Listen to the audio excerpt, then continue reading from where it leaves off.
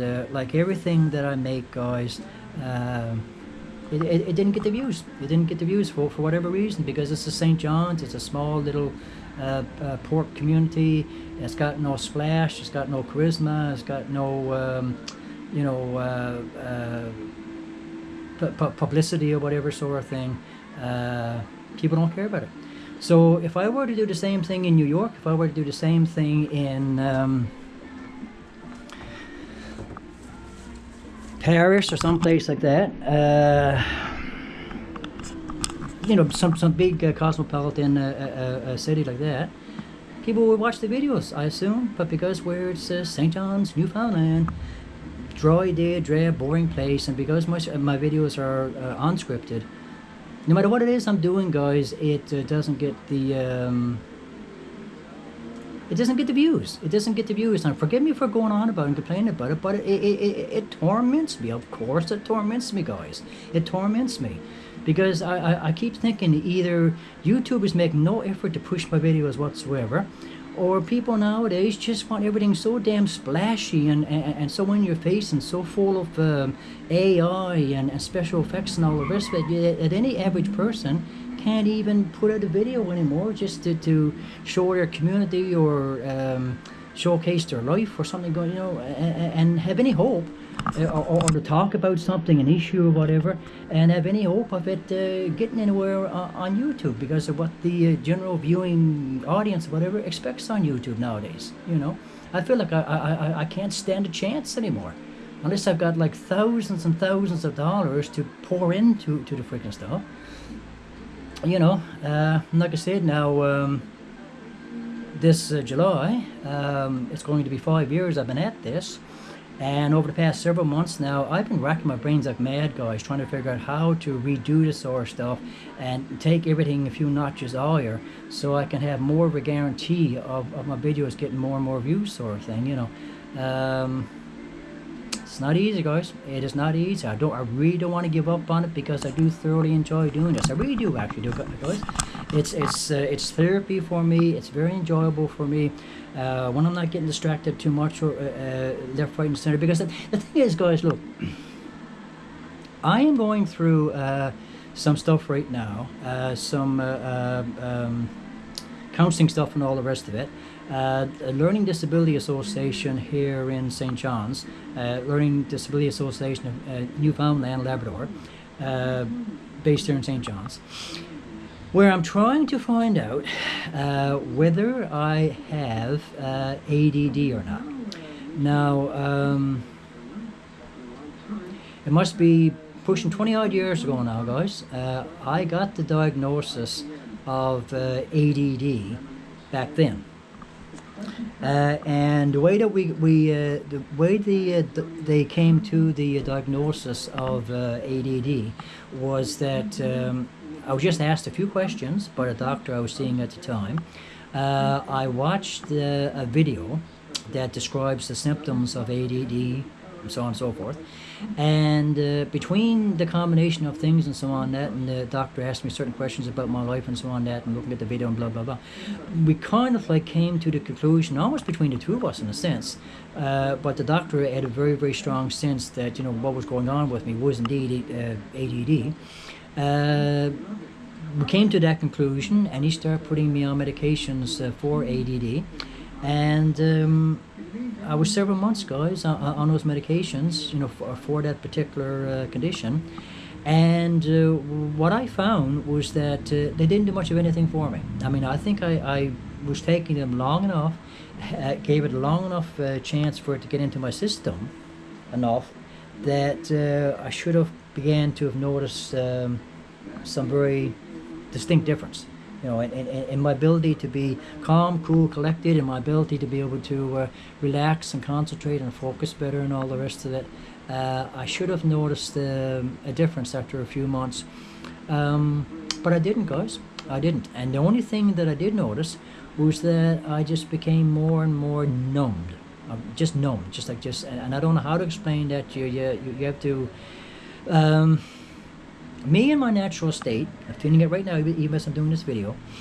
Me in my natural state, guys, I've got this nervous energy, we'll say. Like I'm not really totally, calm, cool, serene, just like, the way you might feel after you had several minutes of meditation or something. I don't know, after you've had like a real enjoyable experience in the woods. I don't know what kind of good examples to give you so you can get a good sense of,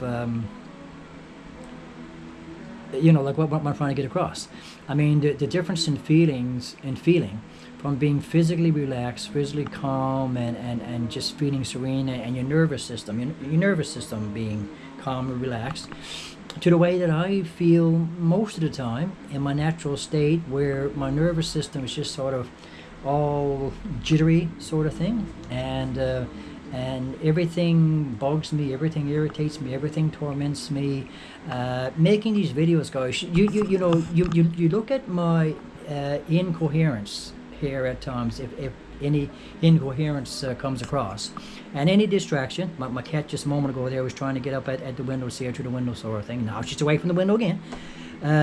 Any distraction, guys, while I'm trying to do this, is like, it's a terrible struggle for me, because I got to black out those distractions, guys, to concentrate on what I'm doing. So you don't know, guys, you don't know what it's like for me when I'm trying to do these videos, what I'm going through as I'm making the videos, how I'm trying to stay relaxed, how I'm trying to be focused. And like I said, nothing to work with as such, no sensible environment, studio thing to work in, where I could block everything out and so on. That, nothing prepared beforehand, so everything off the cuff, and nothing scripted and so on. That, you don't know how difficult it is to try to put these videos together and make them halfway interesting, halfway enjoyable, halfway entertaining, and all the rest of it, while going through that at the same time, So, with this stuff that I'm doing right now, guys, this counseling stuff that I'm doing right now, well, we've gone through the main aspects of it here now, about a month or so ago. And so the results of the tests and so on that I've done at this association, this organization, they have come to the conclusion that everything is leaning in the direction of ADD. That definitely that diagnosis I got quite a few years back, pushing 20 odd years ago now, was probably accurate, and because they're seeing signs of what seems to be ADD in the way I was doing the testing and so on and so forth.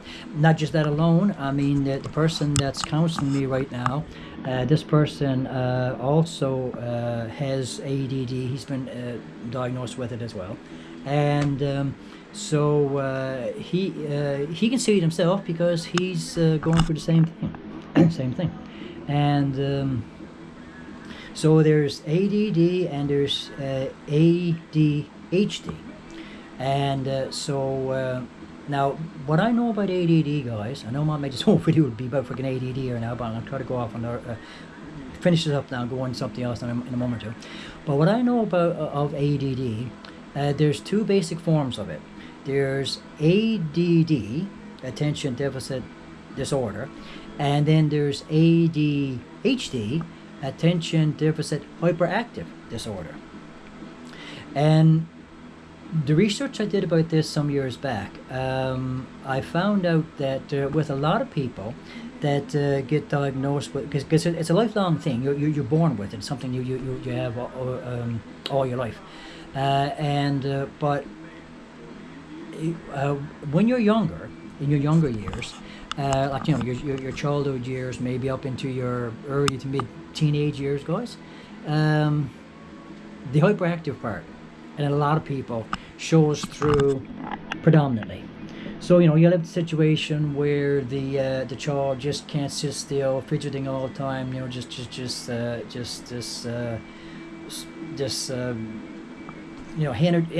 just coursing through them, rushing through them all the time, sort of thing. They can't relax, they can't focus, and all the rest, and bouncing off the walls, that sort of stuff, blah blah blah. And that seems to be the predominant symptom when you're younger. That's the symptom that kind of like overshadows all the other symptoms, sort of thing. So the impression that people get of kids that are like that is that they're just undisciplined kids. They're just unruly. They're just lazy. They just they don't want to be attentive and all that sort of thing, and they tend to not see it beyond that. There, guys, So now we realize that maybe not with every single solitary kid, maybe there might be other things going on as well. But now that we realize more and more now that what is going on with an awful lot of these kids is that it's this condition now that's got the title, ADD, that you're born with, and I mean, I guess there's another variant in the human condition, similar to autism, I suppose. I mean, maybe it's been around forever. Maybe it's only just now, in the past 20 some odd years, 25 odd years, that we see it as an actual condition that not every single solitary person out there has. But a good percentage of the population does seem to suffer from this particular disorder or whatever, And so I can look back through my entire life, guys, and I can think about my life, when I was younger, when I was a kid, and all the rest of it. And I don't really see the hyperactive part. You could talk to my brothers. If my brothers were to make videos and mention their memories of me or whatever, I don't know if they would tell a different story, or other people that may have known me when I was growing up would tell a different story. But I don't remember myself being super hyperactive as a kid, as such. But I did have this nervous disorder. I did have this constant anxiety. I did have this tendency to just be lost in my thoughts all the time, because that was kind of like a retreat for me, sort of thing, to do that. And couldn't relate to people. I still can't relate to people. Couldn't make friends. People didn't want to be around me. I always seemed strange to people. I think I still seem strange to people, guys. But where, for me, it really showed up big time, and as far back as I can remember, is just, again, a classic symptom of ADD, the inability to concentrate and focus, and to take in information, to retain information, and to actually learn stuff, guys, and to hold on to what you have learned and not forget it as fast as it's kind of sunk in there, sort of thing, And that has been an ongoing problem for me, guys. I'm not telling you where to lie. What reason would I have to lie for this sort of stuff, guys? The whole of my entire life, And so it drastically affected me in school. It's drastically affected me in my ability to get work in my adult years, to get jobs, to hold on to those jobs, to keep those jobs, to progress in those jobs, and so on. And has been a huge part that has contributed to me being in the state that I'm in right now, guys. At nearly 60 years of age now, living in a bachelor room that I'm just barely able to keep, living off government assistance, which is just basically state-sponsored poverty, and no further ahead today than when I first left home at 20-odd years of age, guys. So again, now coming this coming September, 2025. It will be 40 friggin' years, guys. 40 years. 4 full friggin' decades since I moved out on my own. So, I mean, when I left home, people who now will be close to middle age weren't even alive when I left home. 4 full friggin' decades, guys. 40 years. This coming September, since I left home. So I've been 4 full friggin' decades going through this nightmare of a situation of trying to sort out my life and sort out, what's holding me back, and so on and so forth. And having people looking down on me, having people preaching at me all the time, having people discredit me, not taking me seriously, all because they perceive something, that they don't understand themselves, and they just see me as somebody who doesn't know what he's talking about, because I had to struggle to concentrate and focus. I'm struggling even here right now as I'm making this video. I'm struggling for the stuff to come to me that I want to stage here and have it be nice and free flowing and coherent and all the rest of it, guys. You know. And this is just something about my own personal life, my own personal experiences, and I still have to struggle to get it out in a way that you know you're going to find interesting and want to listen to, sort of thing. You know.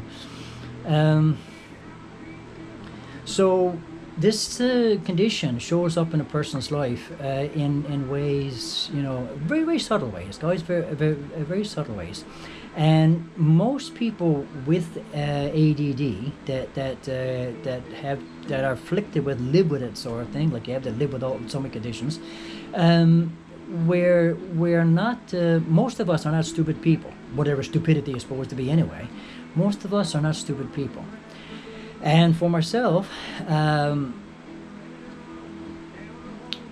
I can sort of split my life right down the middle in like two basic halves to my personality and my ways of dealing with things, dealing with life and so on and so forth, circumstances in life and how I'm muddling through life and that sort of stuff. In that the technical part of me, guys, is disabled. Is noticeably disabled, and by that I mean everything that I need to know to get ahead in life that's technical. So technical skills, like learning technical things. So math, for example, I am just dismal in mathematics. But mathematics is a technical thing. It's having to remember formulas and equations and all that sort of stuff. It's all technical. It's a technical way that you have to learn how to do the stuff, you know, to work the equations and so on and so forth. And my poor friggin' brain, guys. I mean, as you know, it's like again, it goes right back to my childhood. It's just not equipped to know how to deal with it, to process the information, take in the information, understand the information. So I have discovered throughout my life over the years, it's not just math alone, but it's every single solitary thing kind of in that area. Anything that's technical, I struggle with. So now anything that is more artsy, we'll say, arts and crafts and philosophical stuff and stuff of that nature, this aspect of your life and the other part of your brain or whatever, I feel I excel in quite well, you know. So when it comes to ideas and concepts and life and situations in life and